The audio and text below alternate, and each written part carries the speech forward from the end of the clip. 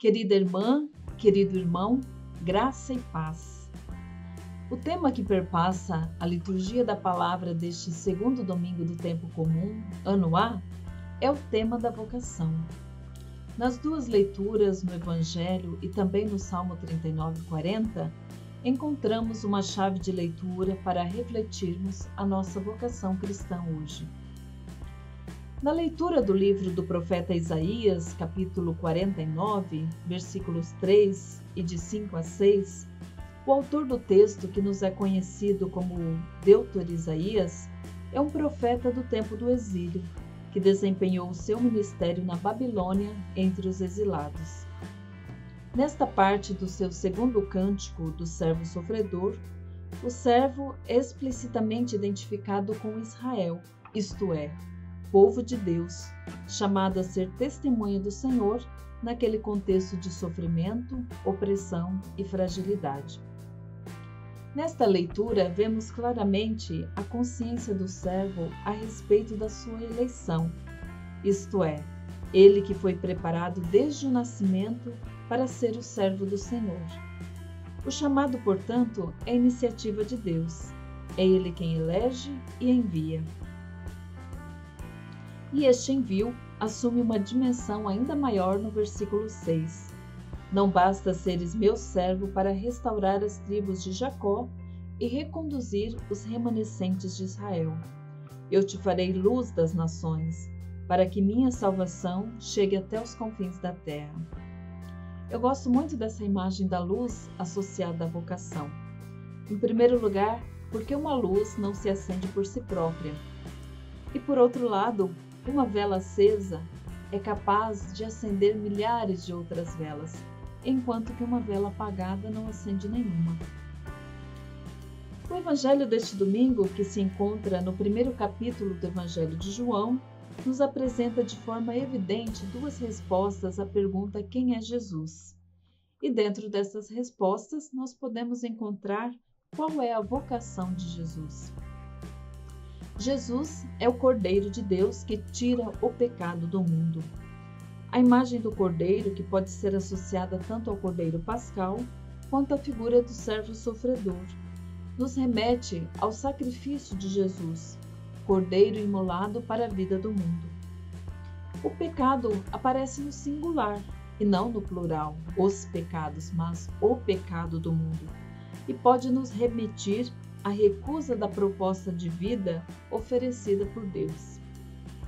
Por outro lado, Jesus é o Filho de Deus, ao qual João afirma ter visto o Espírito descer como uma pomba do céu e permanecer sobre ele.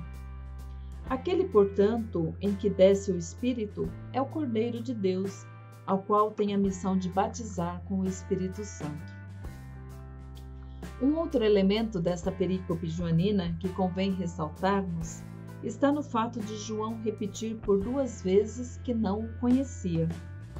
Não conhecer já é o primeiro passo para conhecer, para suscitar a curiosidade, para ir ao encontro de Jesus e o reconhecer como Filho de Deus. Na segunda leitura, que é o início da primeira carta de São Paulo aos Coríntios, capítulo 1, versículos de 1 a 3, nós nos confrontamos com o outro vocacionado, o apóstolo Paulo, chamado a ser apóstolo de Jesus Cristo por vontade de Deus. Também Paulo tem a convicção de que o seu chamado é iniciativa gratuita de Deus e, portanto, graça. Com essa certeza, o apóstolo quer dizer claro para a comunidade que a sua vocação não é de iniciativa própria, mas vontade de Deus. Também a comunidade recebe um chamado especial, um chamado à santidade. Santidade esta que pode ser compreendida como acolhida da proposta libertadora de Jesus, isto é, a vivência em plenitude do projeto de Deus e não somente ser associada a práticas de sacrifício, oração, como comumente costumamos associar à santidade. Sede santos, porque eu sou santo. E este chamado à santidade também não é exclusivo, porque todos nós somos chamados a acolher a proposta de vida de Jesus e viver de acordo com os valores do reino, participando da vida bem-aventurança de Deus. E assim nos recorda o Papa Francisco, em Gaudete et Exsultate, número 19. Para um cristão, não é possível imaginar a própria missão na Terra sem a conceber como um caminho de santidade, porque esta é, na verdade, a vontade de Deus, a vossa santificação. E continua o Papa Francisco: cada santo é uma missão, é um projeto do Pai que visa refletir e encarnar, num determinado momento da história, um aspecto do Evangelho.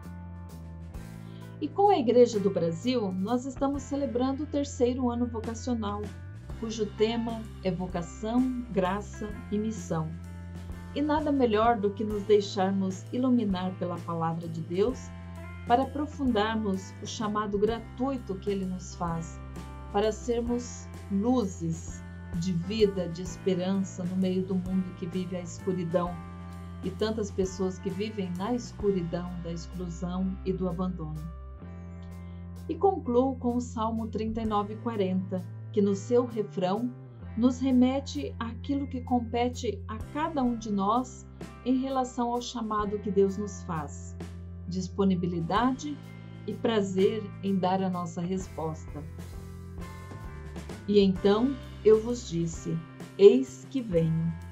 Sobre mim está escrito no livro: com prazer faço a vossa vontade. Guardo em meu coração a vossa lei.